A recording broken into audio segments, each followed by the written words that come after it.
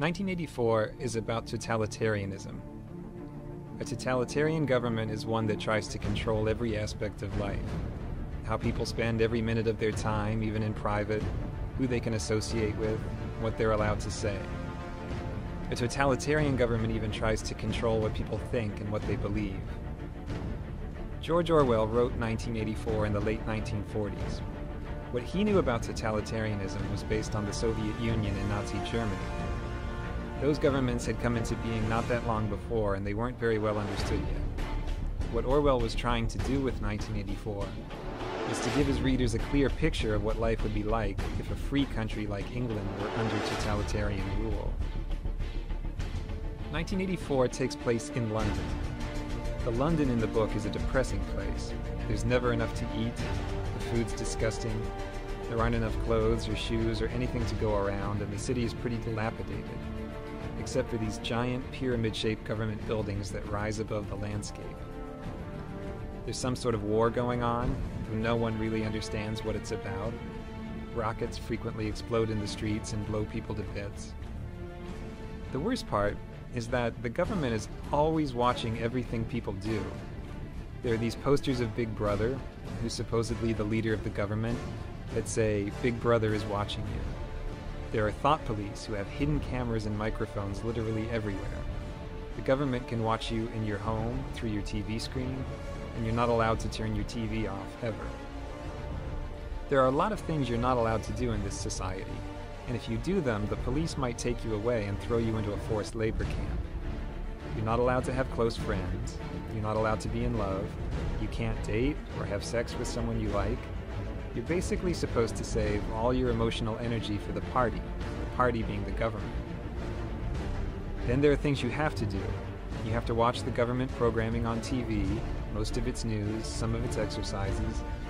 You have to attend pep rallies, including this one called the 2 Minutes Hate. So it's hard to even have time to think your own thoughts, because they're constantly filling your head with propaganda. The main character of 1984 is Winston Smith. He's 39, he has a job in the government, and he lives this horrible, dreary existence without any friends or anyone in his life.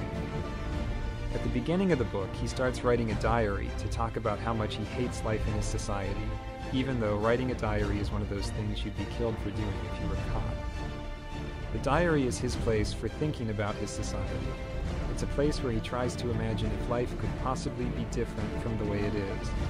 There's no way for him to know if things were ever different before, because the government has changed all the records of the past and rewritten all the history books. At the beginning of the novel, there are two other people who matter to Winston, and he doesn't even know either of them. One of them is Julia. Julia is this attractive young woman who works in the same building as him. She's some kind of mechanic. Winston basically hates her. He hates her because she's pretty and he can't have her, but he also thinks she's the sort of person who would turn him into the thought police.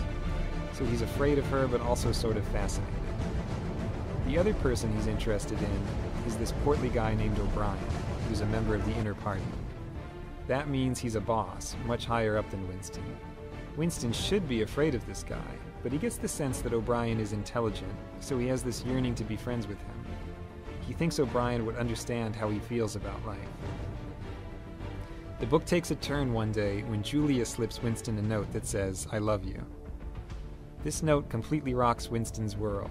Of course he's interested. He can't wait to get in touch with her. But it's very hard for them to say two words to each other in private with all these spies and cameras everywhere. Finally, they do manage to get out to the country, and they start this mad love affair. The love affair makes them both very happy. It's dangerous because they could be killed or sent to labor camps if they get caught, but that makes it more exciting. At last, Winston has someone who understands him and who hates the party as much as he does. But Winston needs to go that extra step. He's rebelling against the party privately by having the secret affair. Now he wants to go to the next level and be an active rebel against the government.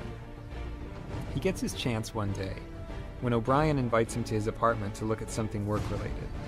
Winston takes a leap of faith and guesses that O'Brien must be part of the rebellion, because no one invites people over to their home. It just isn't done. So he and Julia go to O'Brien's house and confess that they want to be rebels. And O'Brien says, "Yes, I'm a rebel too." and we all read this book that explains why things are the way they are. Winston reads the book, and he's blown away by it. Unfortunately, right after he reads it, the thought police bust in and arrest him and Julia and carry them off to the Ministry of Love to torture them. So we learned that O'Brien wasn't a rebel after all, he just wanted to catch Winston.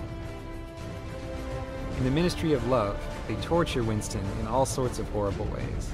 They break his bones and his teeth, they use electric shock, they starve him, and on and on. He tells them everything he knows, he confesses to everything they ask him, and he tells them everything he knows about Julia. After torturing him over and over, O'Brien finally tells Winston what it is that the government really wants. What they want is to have total power over the minds of people like Winston. They want people like Winston to say 2 + 2 = 5 and really believe it, not just say it to avoid a beating. For the government, it's purely an exercise in power. They're not trying to control his mind for some other purpose, they just want to exercise total power over people's minds.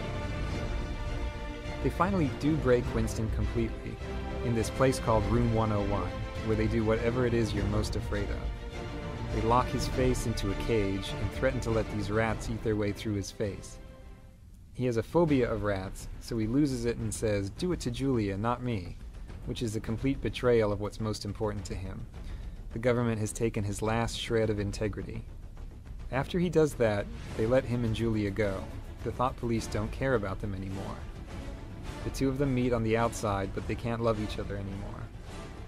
Winston and Julia are basically broken people after they get out. Winston has changed to the point that he doesn't even want to think about anything that might be rebellious. He just sits in a cafe listening to the news and smiling. The last words of the novel are, "He loved Big Brother." So, one of the points the book makes is that a human being can be broken down completely until he'll believe whatever you tell him, even if it's that 2 + 2 = 5. At the same time, the book has a positive message, which is that it's really hard to get inside someone's head to that extent. The government has to go to incredible lengths to brainwash Winston successfully. For more information about 1984, check out the SparkNote to it on sparknotes.com.